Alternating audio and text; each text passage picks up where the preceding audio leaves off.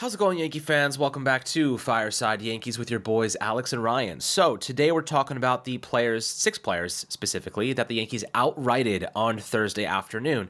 Obviously, the headliner being Domingo Germán, who had a really crazy season. We're talking about a perfect game, then transitioning into an alcohol-related restricted list placement, which I'll tell you what, came out of left field. I mean, it happened in the past, but I thought we thought he was over it. We thought he was back on track, and then he was throwing stuff in the clubhouse, and obviously was in an alcohol-induced rage.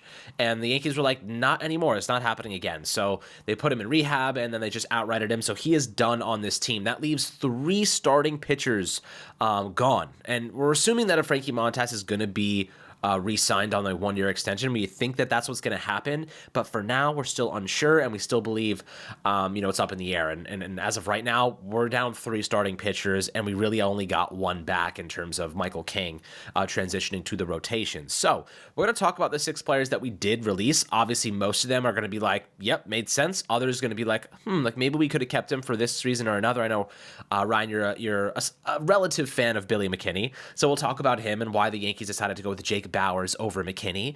Before we dive into the good stuff, my friends, Ryan, how you do today, my friend? I'm doing all right. I think that these outrights, like not that they weren't like there weren't some shocking ones or some ones where it's like, wow, yeah, that's notable. But I think we were pretty aware that the Yankees were going to make some extensive roster cuts, considering a lot of their arbitration eligible players didn't really perform well last season. And the Yankees have a young budding farm system, and they're going to have some guys come up and fill in certain jobs.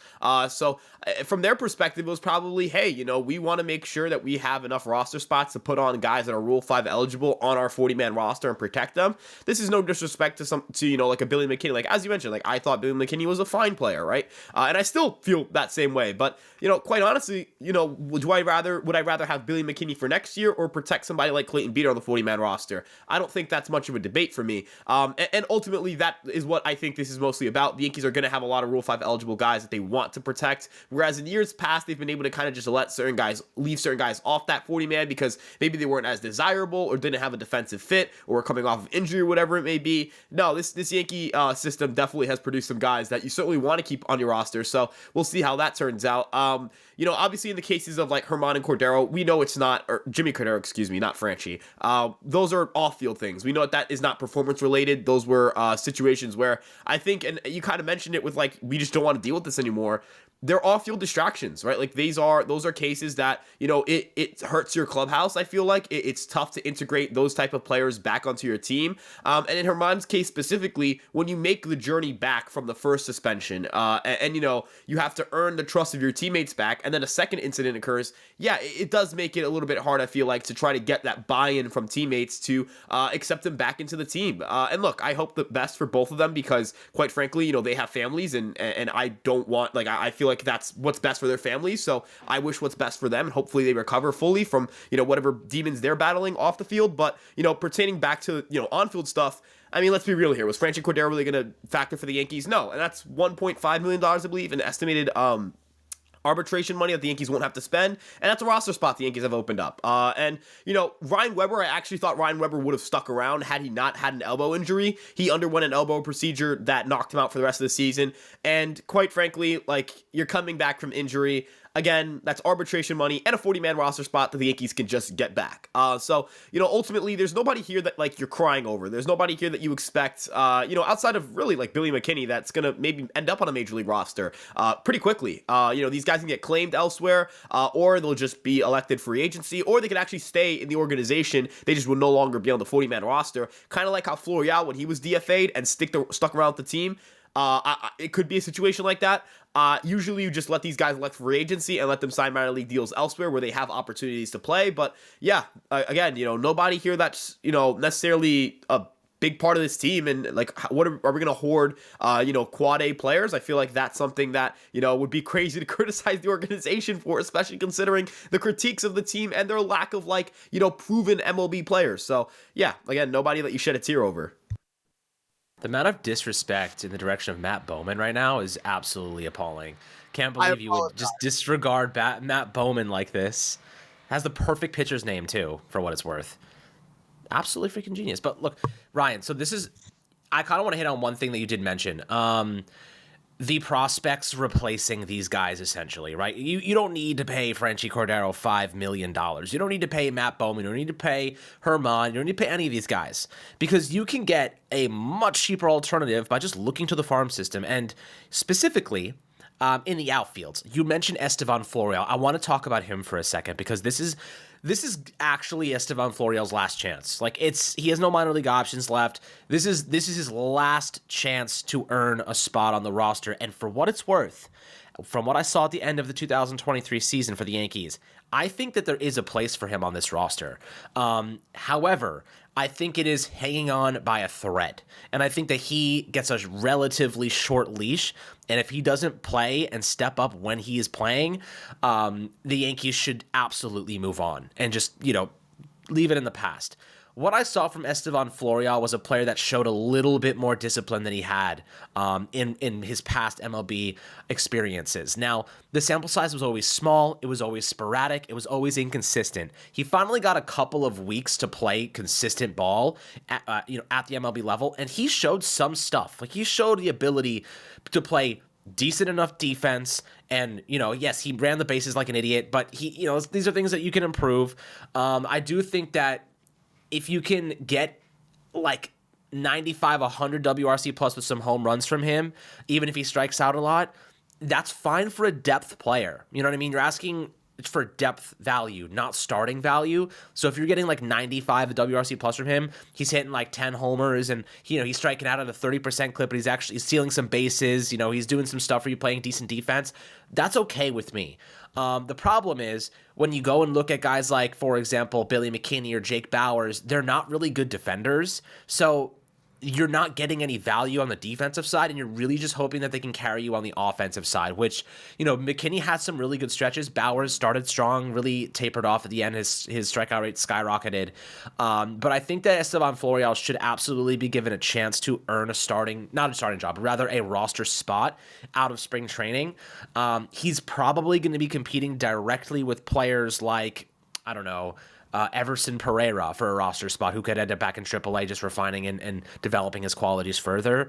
Probably guys like Jake Bowers. And for what it's worth, the only reason I think Jake Bowers is sticking around is because he can play first base as well as center field and rather outfield spots in general. He can play first base. And I know he probably has some platoon value against right-handed pitching. So, what are your thoughts on Florial, Jake Bowers, like these guys that are kind of on the fringe of the roster? How do you think they make it, and do you think that both of those guys end up making it? Yeah, so the biggest thing here that I think people have to realize is that this free agent market sucks, right? Like for position players, I hate to be frank here. I hate to be, a Debbie Downer here, but yeah, this free agent market stinks. There are not a lot of like high quality position players, no questions about it. Like, outside of I guess you count Shohei Ohtani, the DH, as a position player, but we know the Yankees aren't signing Shohei Ohtani. Cody Bellinger has like a billion question marks. Matt Chapman was bad after the month of April. Heimer Candelario was really bad in 2022, and you're gonna have to bank on him being really good again in 2024 because if he's not very good, the Yankees are gonna have egg on their face. There are like a lot of players who just, they're the top of their class. Like if you look at the top free agents on the outfield market, excluding Bellinger, it's guys like Jason Hayward and Kevin Kiermaier and Lourdes Gurriel Jr. and Jorge Soler, right? These are all like 1.5 to 2 WAR players. So, I do think they could find a fourth outfielder on this market. Like, personally speaking, if you wanted to look at like a Michael A. Taylor or even like from the Texas Rangers, Travis Jankowski, who's just like really fast and puts a million balls in play. But ultimately, right, like Esteban Florial can play center field.